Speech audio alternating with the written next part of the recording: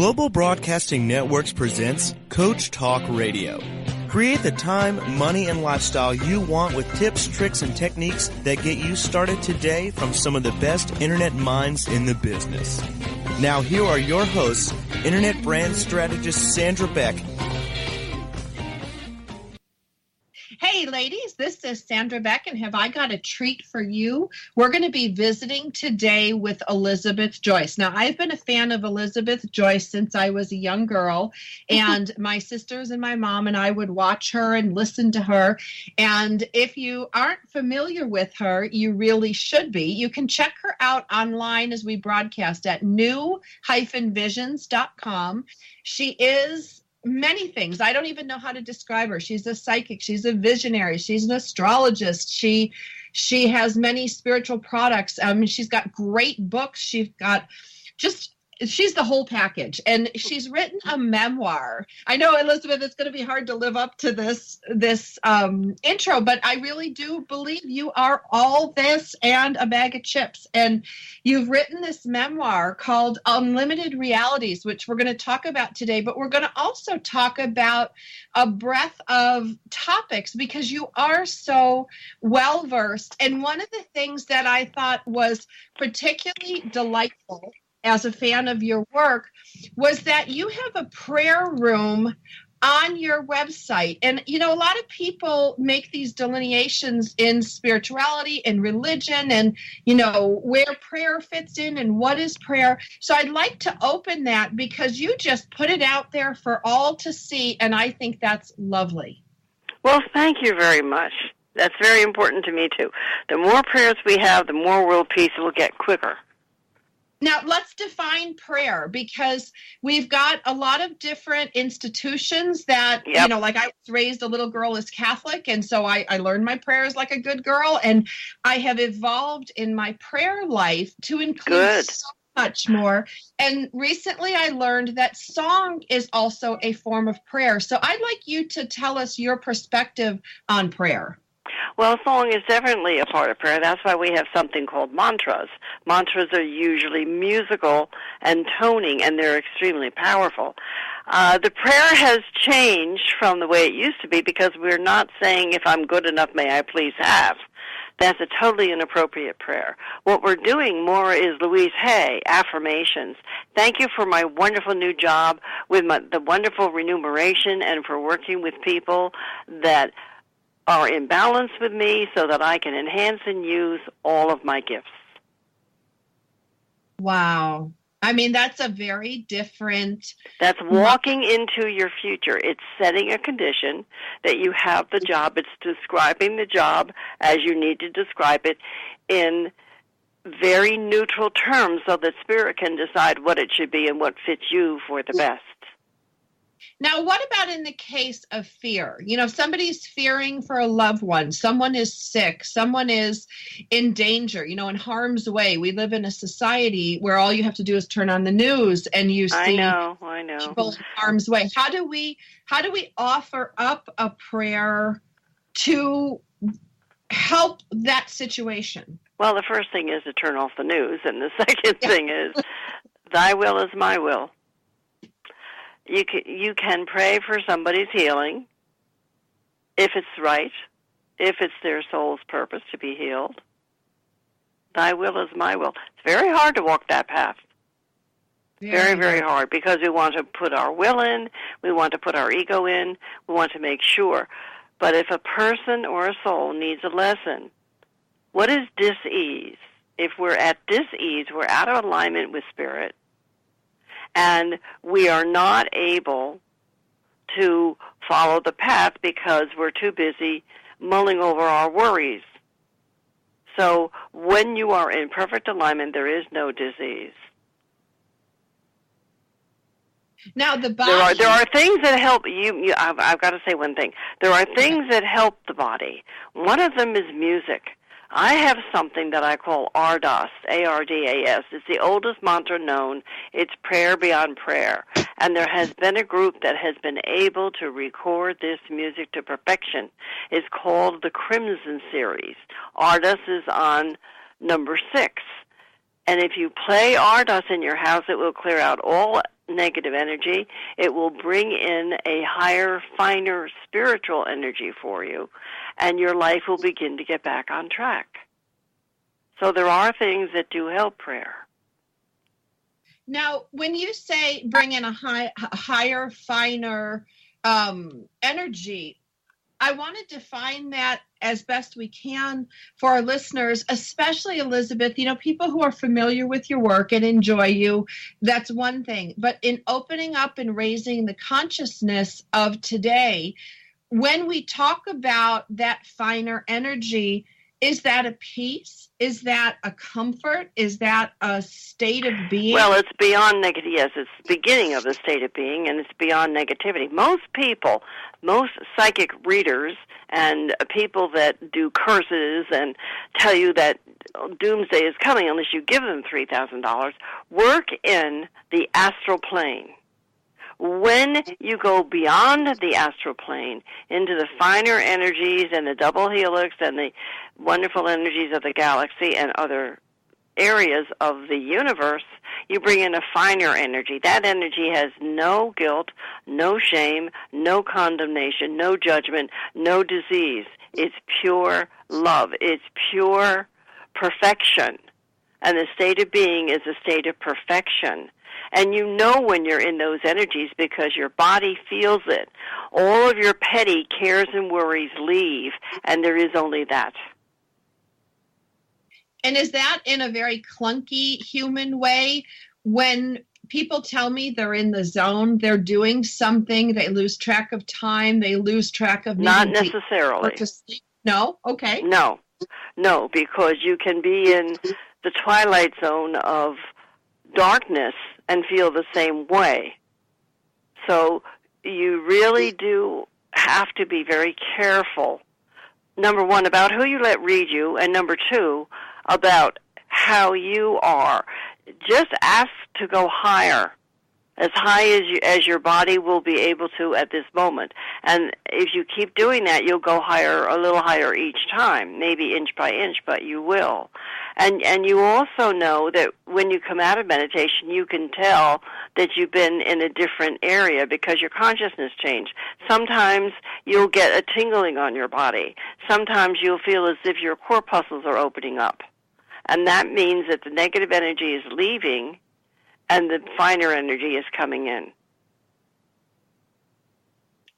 The art of meditation in a society where we live with constant inundation with electrical messages, texting, I see it become more popular because it really is the absence of, but it's the connection with everything.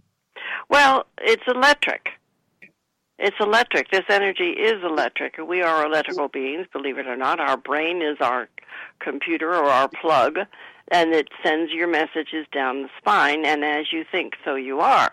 Because whatever you put out from that electricity, you will bring back. Just like if I go on the computer and open up Microsoft Word, I'm on that level of experience. If I go on the computer and I open up Safari, I'm on that level of experience. It's the same with the body.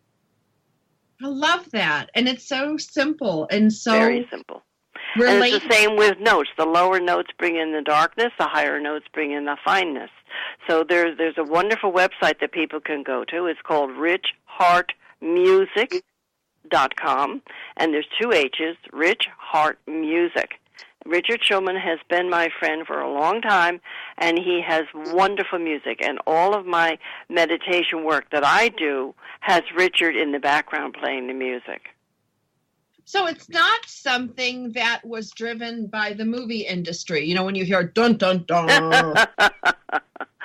Oh, the movie industry has done some good things. The movie industry, I think, is ahead of our time. I always say that it's going to predict. The movie industry and sometimes books. I don't know if you remember the book called The Man. It was written in the 60s, and it was about our first black president. Very, very interesting. Very, very interesting. But the movie industry can pick up on what's coming, and they usually do. Maybe they're 20 or 30 years behind, but they can go into the future, I believe. However, the movie industry is also entertainment, and it's here to make us have a sensation like fright or fear or love or warmth. That's their whole shtick. We have to move something inside of people. I'm about to put unlimited realities into a screenplay, and we have wonderful people that will be helping make this a movie. And for the first time, the world will sit in a theater. Picture this: 400 to 600 people in a theater working their chakras together. Wow. 400 to 600 people in the theater feeling all these sensations. It's going to be wonderful. We have a whole new spiritual revolution coming, and I'm excited. And maybe I'm a pioneer on the path. I certainly have been a pioneer on something. I can't figure out what yet. But I will tell you that we have to raise our consciousness in order to survive. And there isn't any, I don't have any time. If you don't have any time to go to the bathroom, what happens to you? It's the same thing with meditation. Well, we're going to talk more about this when we come back from the break. We're visiting with Elizabeth Joyce. Now, that website she was talking about for the music was Rich Heart Music, 3 words, 2 H's, richheartmusic.com. And when you want to find out more about Elizabeth Joyce, and I know you will, you're going to go to her website, new-visions.com. And when we come back from the break, we're going to talk about this spiritual revolution, and we're going to simplify things. You can hear Elizabeth already taking these high spiritual concepts and making them digestible and understandable for the rest of us for the greater good. We will be back after the break with more from Elizabeth Joyce, newvisions.com.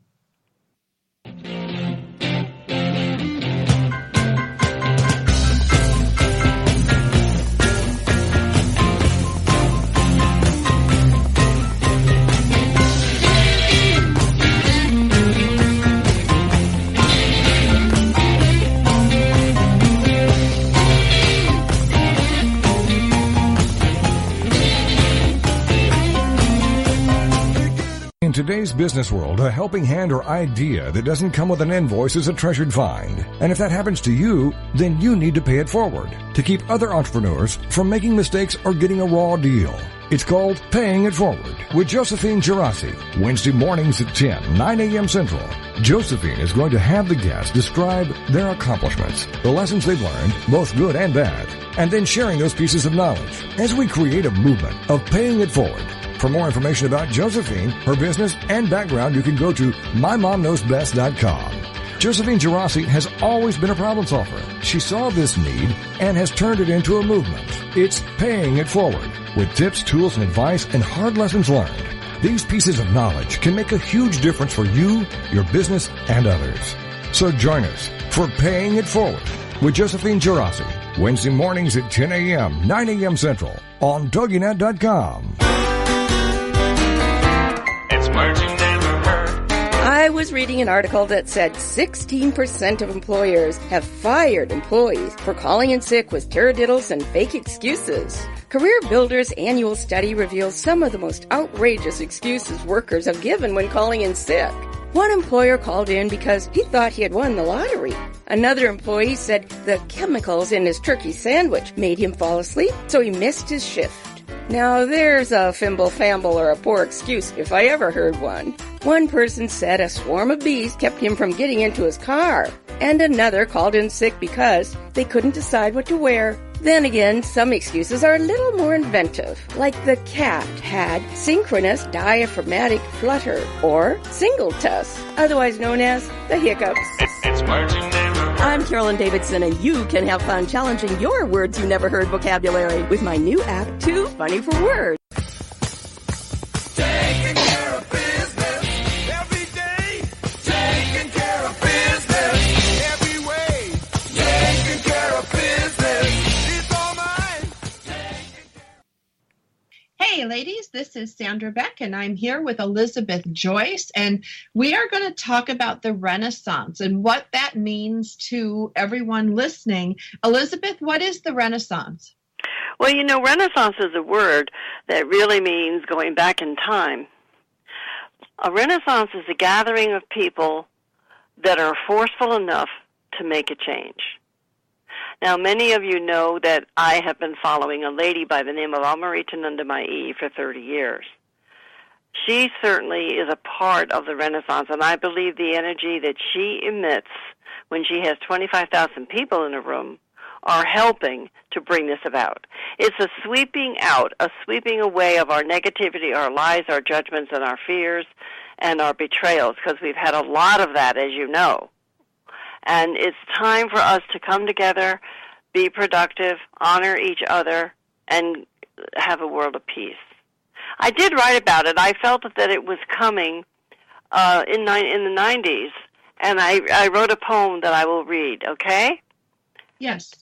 Today I have been preparing for the ray of God, reflecting on the question I want answered. When shall I meet the white light vibration again? During this day, I have felt the warmth of it, pure love vibration. At every pause of activity, with every breath, I have felt the love.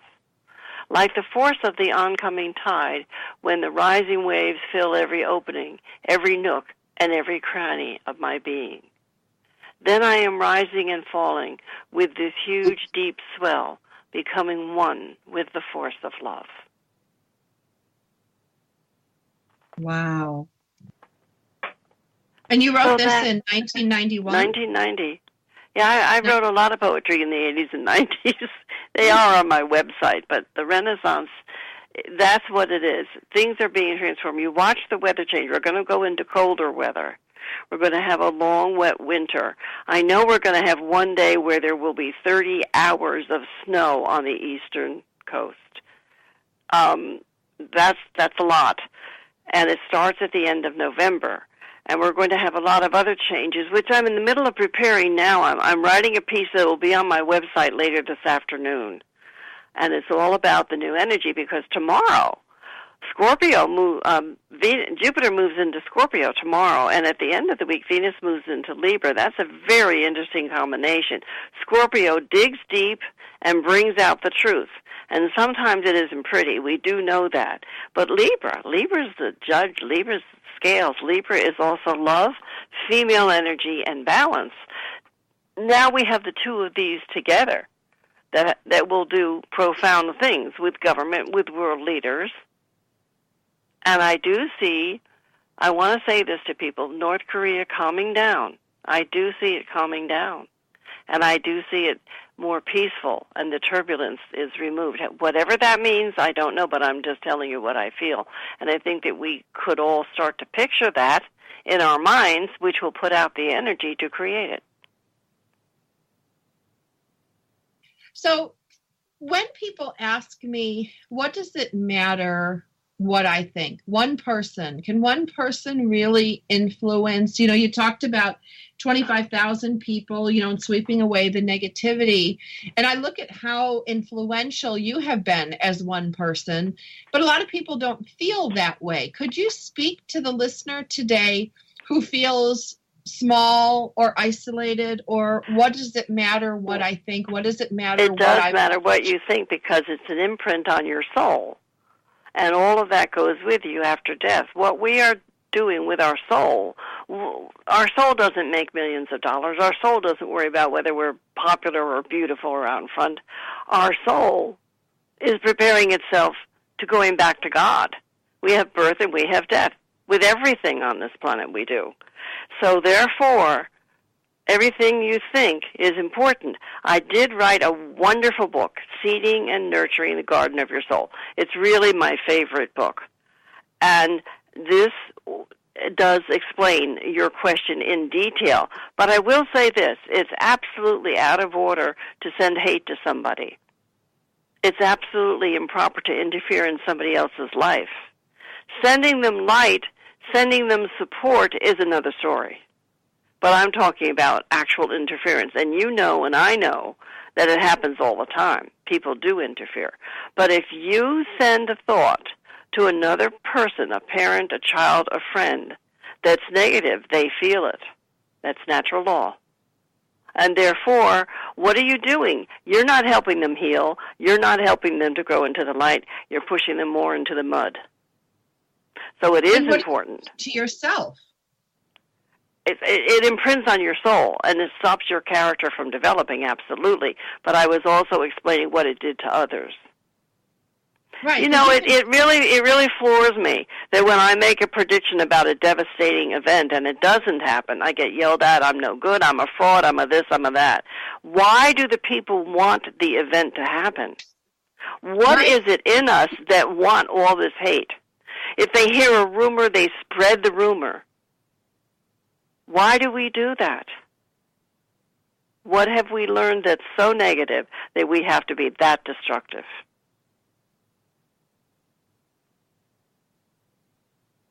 Right. I think about the people who get excited for the impending hurricane or the excitement to see the devastation. Is that a lower energy? Is that Absolutely. a human Absolutely. condition? Like what is it about us that allows us to revel in that? Because we can see it reflected in the media. Well, we can go to the movies too and see it happen. You know, Harrison Ford and the all of those movies that I never watch. I did see Star Wars though. They're just destruction. I don't know. It seems like it makes them right. You see, the third dimension reality is this. I want what I want when I want it, without regards of consequences. I'm right and you're wrong. And you're going to tell me that you know that you're wrong, and you're going to also tell me that you know that you're right. And when you do, then I'll know you love me. Wow. That's the third dimension reality. And we have to get out of that. And we are getting out of that. Here's a true story. Want to hear a true story? Galveston, Texas, during Harvey? Sure. Okay. There was a very important man, I don't know whether it was a senator or who he was, that lived there, that got trapped on the second floor, and the water was rising. And this boat came along. Now, this was a white men supremacist who was trapped, he and his family. And the boat came along with a black man in it. Now, do you think the white men supremacists shot him? Do you think the white men supremacists condemned him? What do you think he said to him? Huh? Get out of here, you blackie. You think he said that? No, he didn't. He extended his hand, and they were saved. And that's the highest example that I can show you of what we need to be.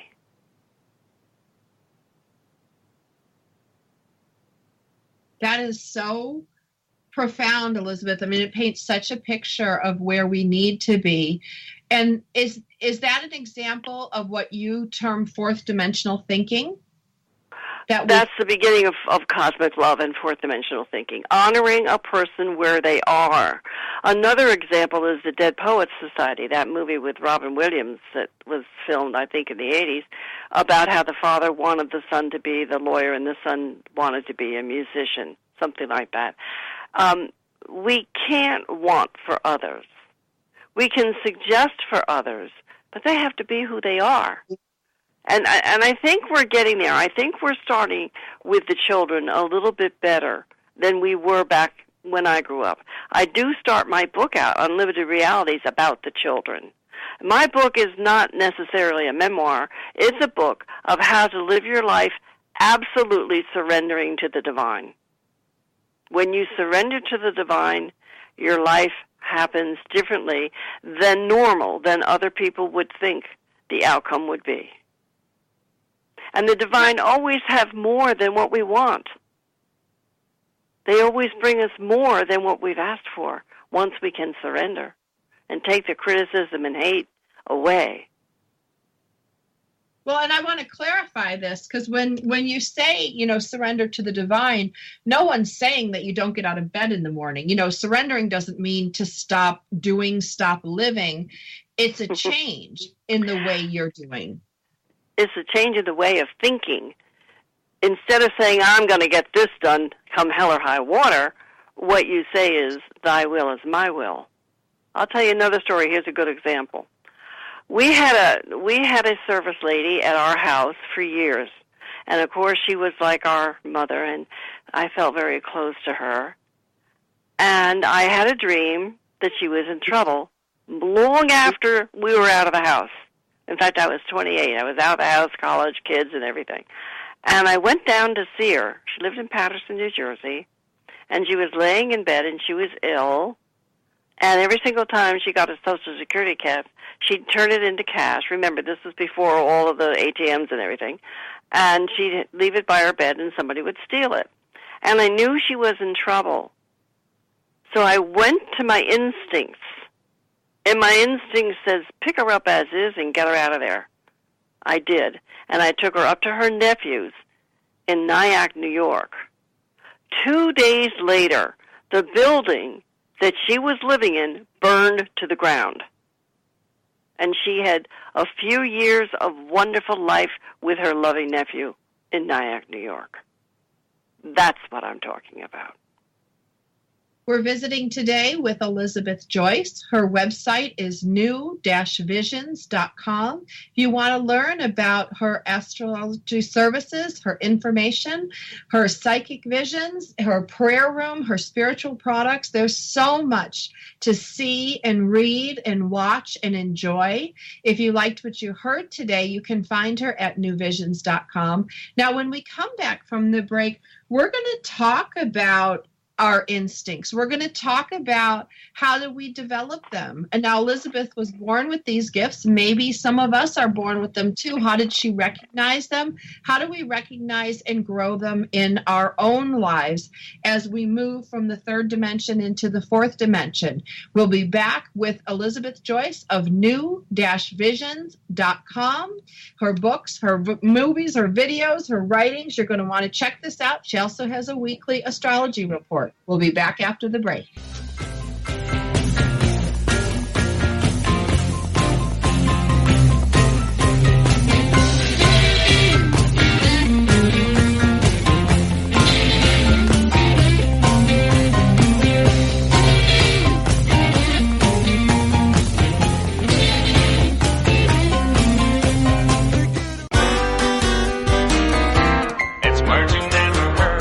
February is National Chocolate Month. Historians say the Aztecs discovered chocolate 3,100 years ago, and it was revered to the point of worship.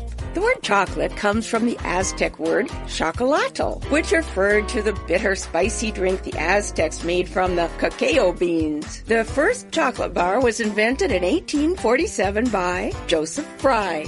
Did you know that it takes 1 year for a cacao tree to produce enough pods to make 10 chocolate bars? The scientific name for the tree that chocolate comes from, Theobroma cacao, means food of the gods. Man cannot live by chocolate alone, but we women sure can.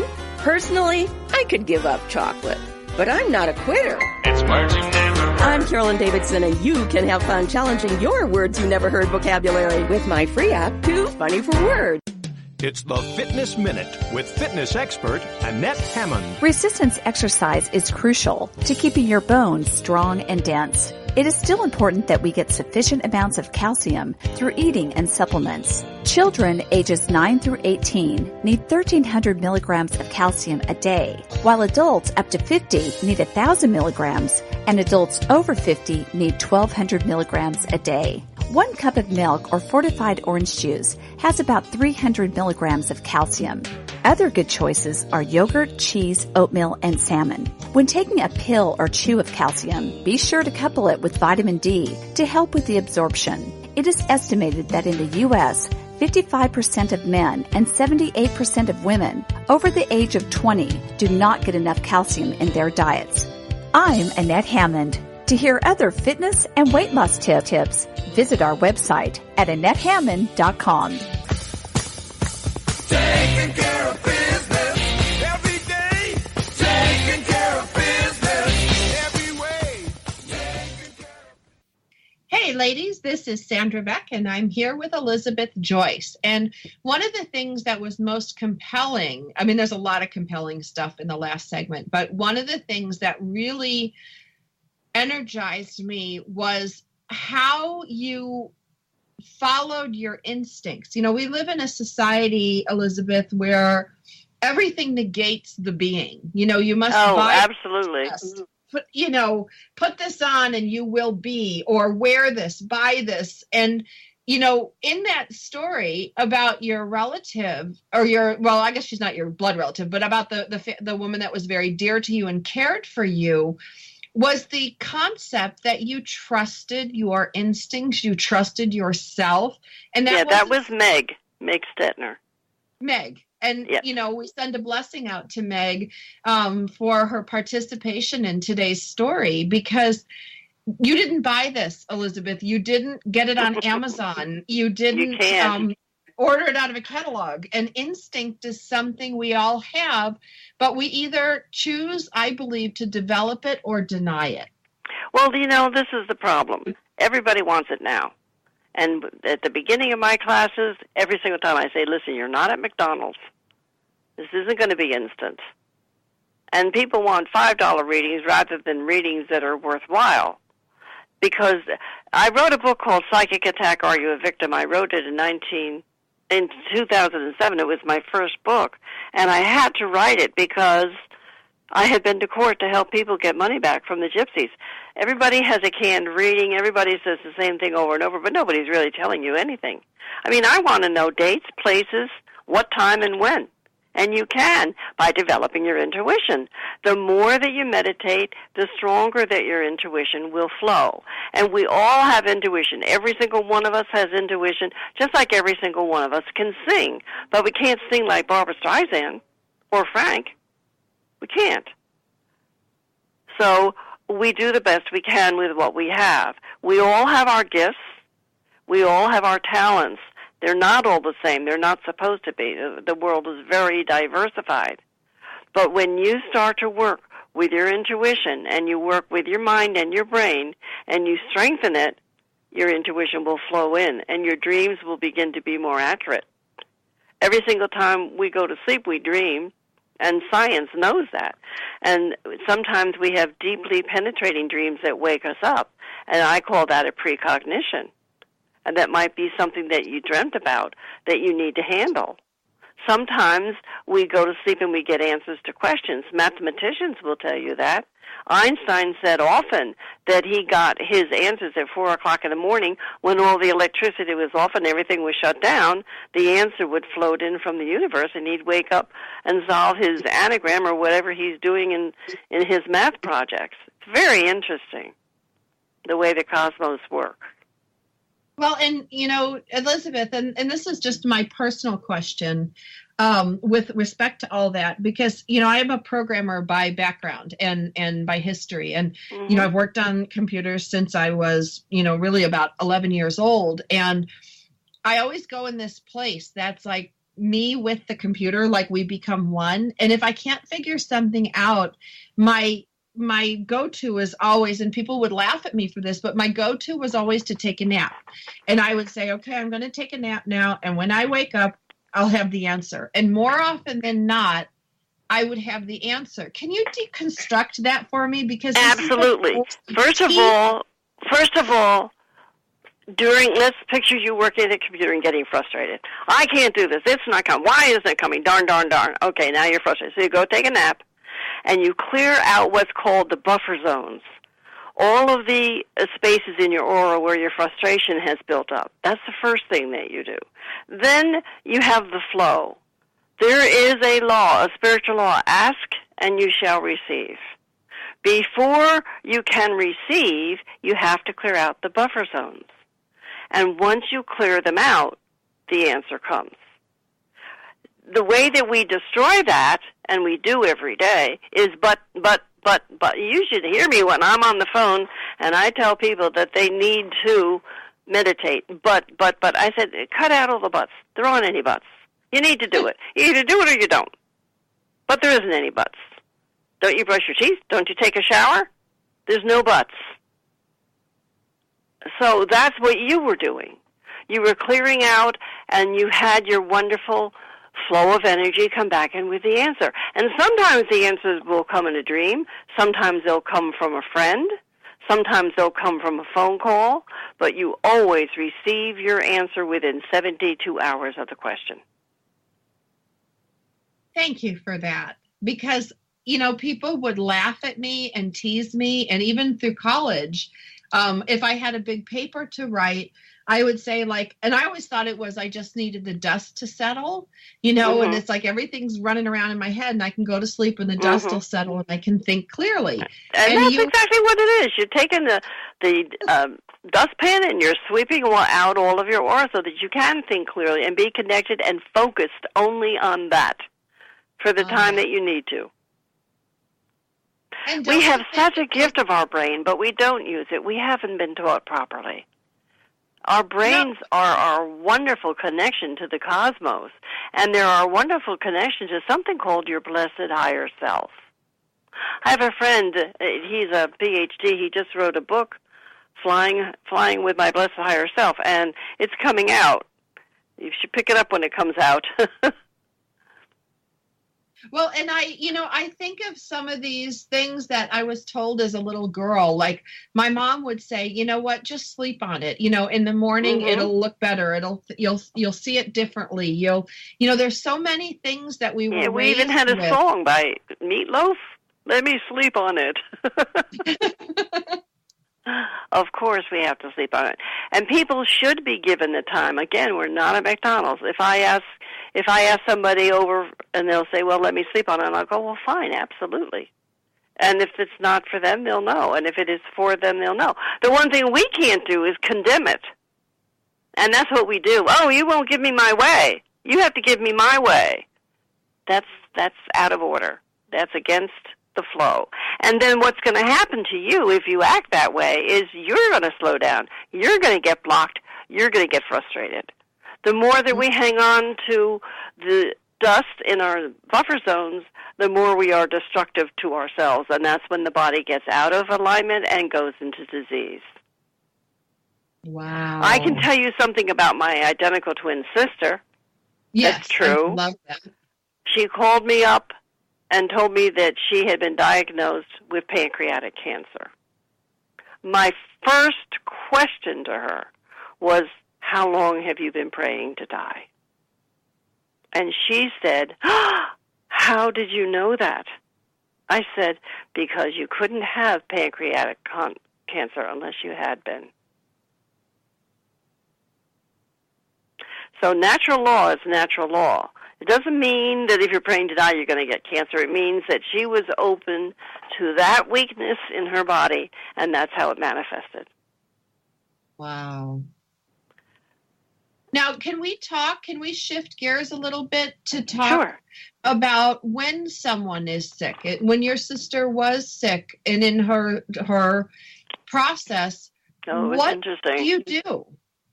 Well, she had her first surgery in an incorrect hospital in New York City, and I knew it. And I went to her, and I said, I have a friend. He's a lawyer. He knows every person in medicine in the world because his law is vaccines. And I can help you. So I called him. We both have been to high school with him. And he said, I have a wonderful doctor that's out of Israel with another man. They're doing all new things.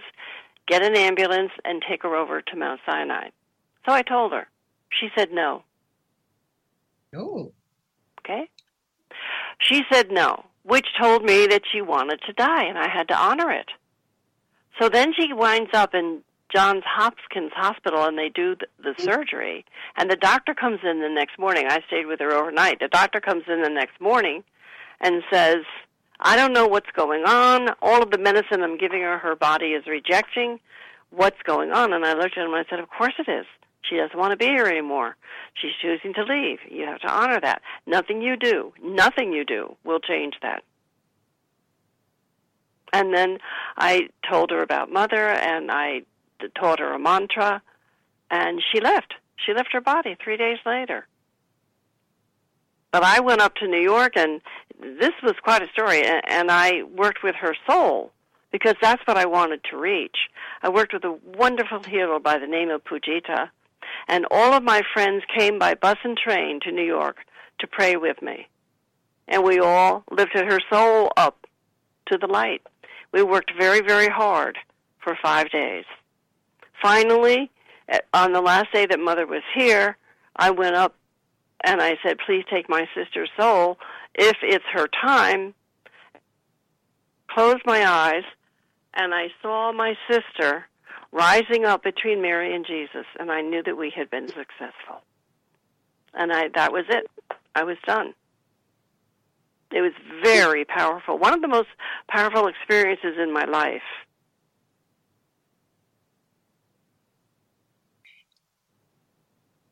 And do you talk to her regularly? I mean, are you able to be in communication with her after she's gone or traded? I do know that she's fine, but we're on a different level. I do know that she's fine, and I'm happy with that. I don't talk to her regularly. We're on a different level, but that's okay.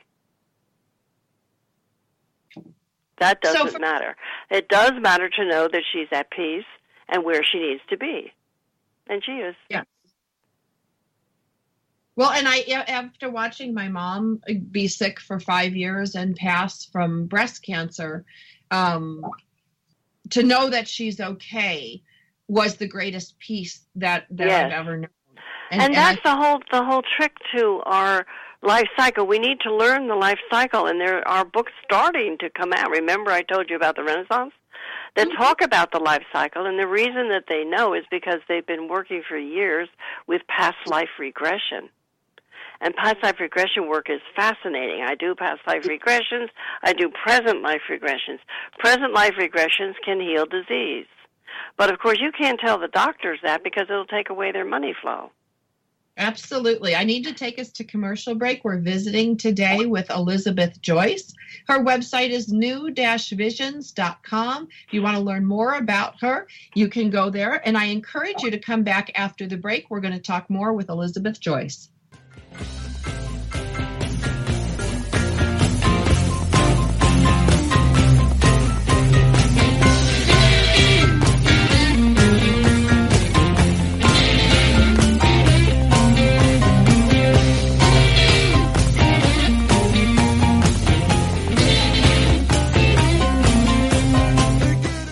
It's the Fitness Minute with fitness expert Annette Hammond. Living longer is a common byproduct of a healthy lifestyle, of daily exercise and low-calorie, nutritious eating. Living a long life where you're able to be here and enjoy your loved ones is certainly an important prize. But the biggest reward for living a healthy life is greater well-being. Not only do you want to live long, you want to live well. Feeling good, having a positive outlook on life, and increased energy are worthy goals and totally within your reach.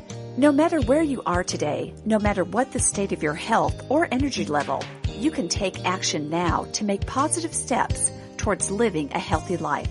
Exercise gives you a better viewpoint and, frankly, makes your life better. Live an active life and see your well-being soar. For the Fitness Minute, I'm Annette Hammond. Visit our Facebook fan page at Fitness Minute with Annette Hammond.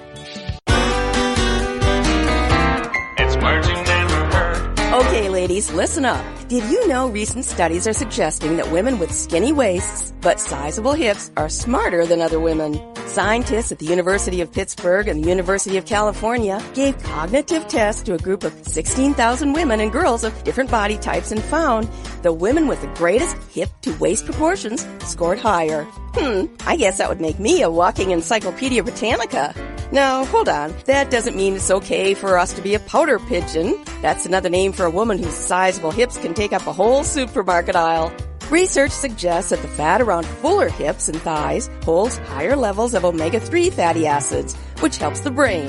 I'm not sure if I would rather be able to do the Sunday crossword puzzle or get into those jeans I bought 10 years ago. It's words you never heard. I'm Carolyn Davidson, and you can have fun challenging your words you never heard vocabulary with my free app, Too Funny for Words. Taking care of business every day.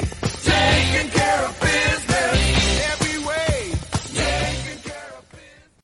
Hey, ladies, this is Sandra Beck, and I'm here with Elizabeth Joyce. And Elizabeth gave me some great advice during the break that I'd like to share, Elizabeth, if you will. When people come at you with anger, with hatred, and especially over what you think, believe, feel, or how you interpret events. And I think it's very common these days. I see it in social media. Everybody's so quick to jump and judge and condemn and hurt. And having a response ready, I think, can really help me and a lot of people. Elizabeth, are you with us? Yes, I'm with you. I thought I lost you. I thought I lost you too. So, okay. So we talked about the break, having a prepared response. Oh, you want me to with- say the response? Okay. Oh, The response yes, is, God bless you in your truth. God bless you in your truth. And that does two things. It makes you detach, and you're not feeling guilty. You're not feeling put down. You're not belittled. You're simply allowing them to think the way they choose. God bless you in your truth. They can't come back at you and say, well, you said this and you said that, because you didn't say anything. You said, God bless you in your truth. Right. These are called loving responses. I've designed something called loving responses that helps you answer somebody in a neutral way so that it takes attack off of you. It lifts you from the problem. It lifts you from their pain. And there's many of them. Many, many, many of them. I was giving her the example of many of you have parents that might be living with you. And as they get older, they get more grouchy. And they try to order you around, and they say things to try to hurt you and to try to control you. What is that about? That's about fear. That's about their fear. They know they're growing older.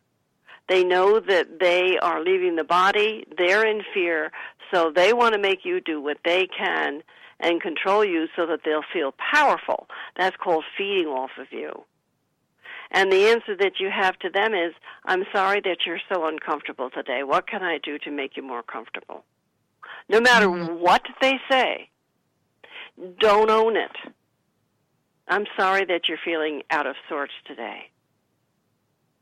I'll be back in a little while when you're feeling better if you need to leave the room. I'm sorry that you're feeling out of sorts today. Is there something that you'd like to talk about? Your past that you're regretting or thinking over?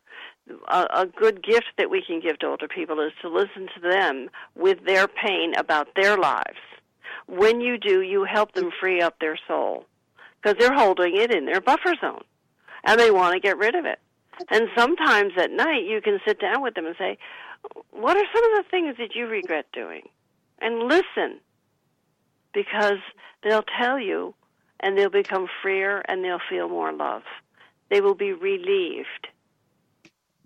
It's very interesting what we can do to help others in a new way. It's listening based. It's not talking based. Yeah, that's the last chapter of Unlimited Realities. I talk about the silence. I also talk about the silence in seeding and nurturing the garden of your soul. And it's so important. It's part of honoring others. Oh, well, you can't think that way. You have to think this way. That's a famous third-dimensional reality sentence, isn't it? Right. It's all about control and power, and I'm right, and you're I'm wrong. right and you're wrong, and I'm going to make you tell me that you're wrong, and then I'll know you love me. Right. I mean, that's so silly, but you see it all the time in relationships and friendships. And but let's say that you have a difficult person, and let's say it's a brother, father, husband, and you have to go through a procedure with them. They're ill. They're going to go through a procedure, and you don't know what the outcome is going to be.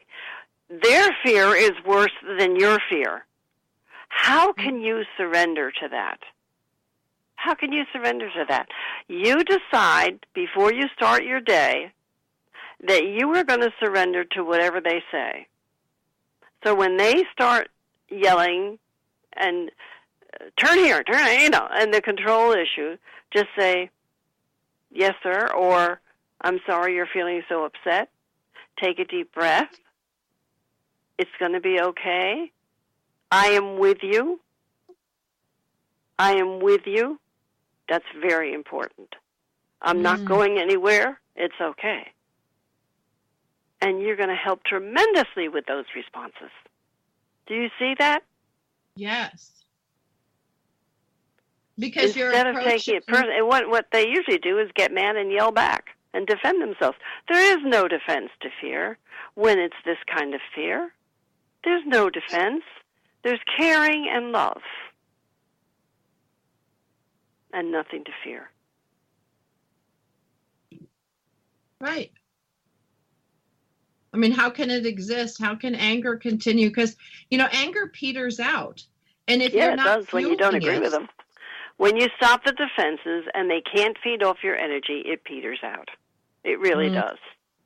I see that you feel that way. My friends love this one, especially at the office.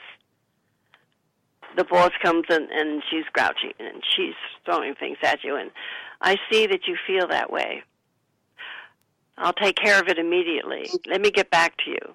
These are all loving responses, and all of them lift you from imprinting your soul with guilt, resentment, and wanting to fight back. You don't have to.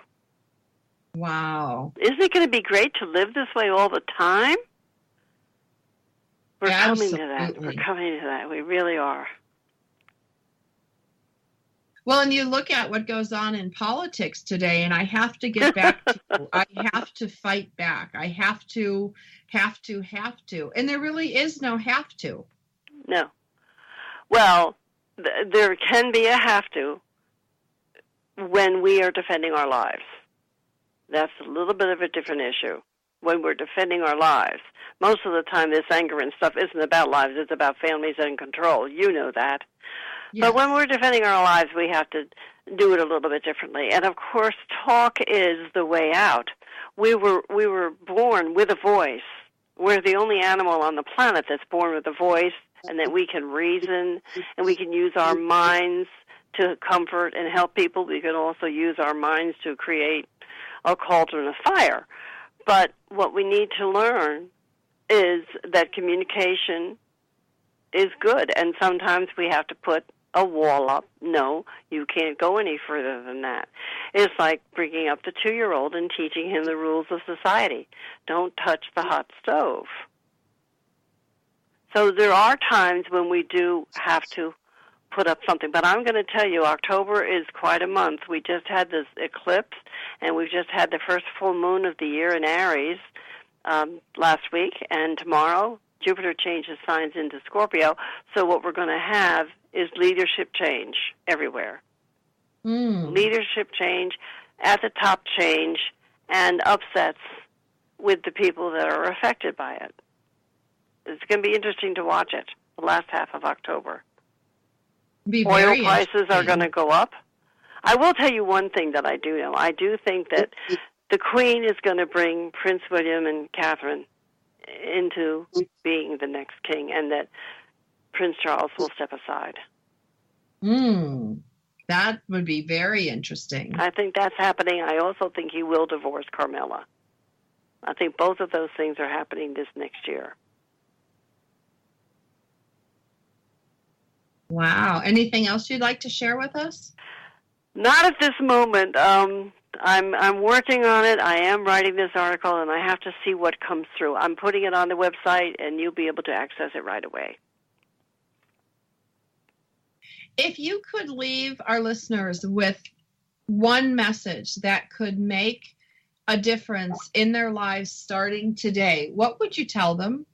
I tell them I think it's 30-something Psalm.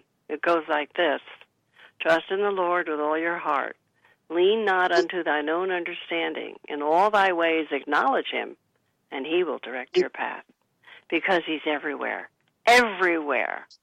He's in every leaf. He's in every blade. He's in every flower. He's in every tree. He's in every heart. He's in every piece of food. He's in everything you do. You can't strike a match without the power of God being there. He's there. Know that. Know that and use that. That is beautiful.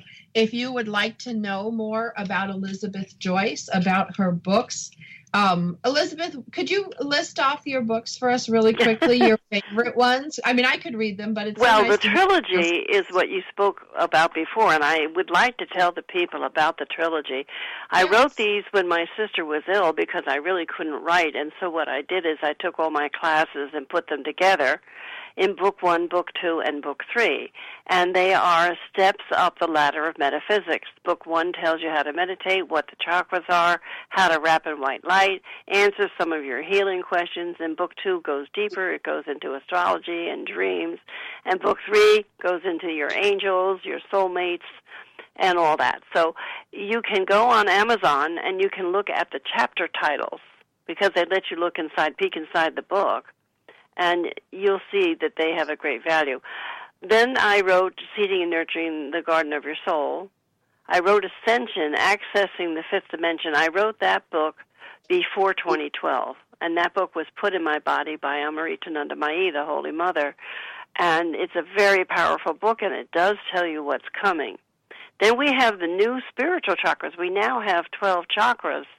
And I list them, and I talk about them, and I tell you what they bring and what they do. And when you start working your 12 chakras, you're going to start coming into a better balance.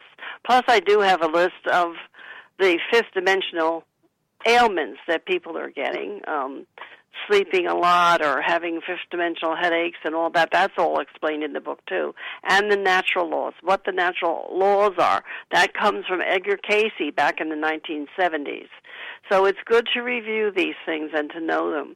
And then I just finished Unlimited Realities in July. And that's a book about my life and how I've led it and the magic and the power of surrender. It's fascinating, absolutely fascinating. We're here with Elizabeth Joyce. Thank you for being my guest today. Newvisions.com. Look her up on Amazon. Look her up on the web. You'll be glad you did.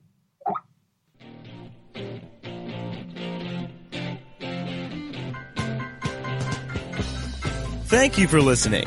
On behalf of Sandra Beck, we want you to get out there today to make more money with less time and effort so you can live the life you want. Tune in next week for more tips, tricks, and techniques from Coach Talk Radio.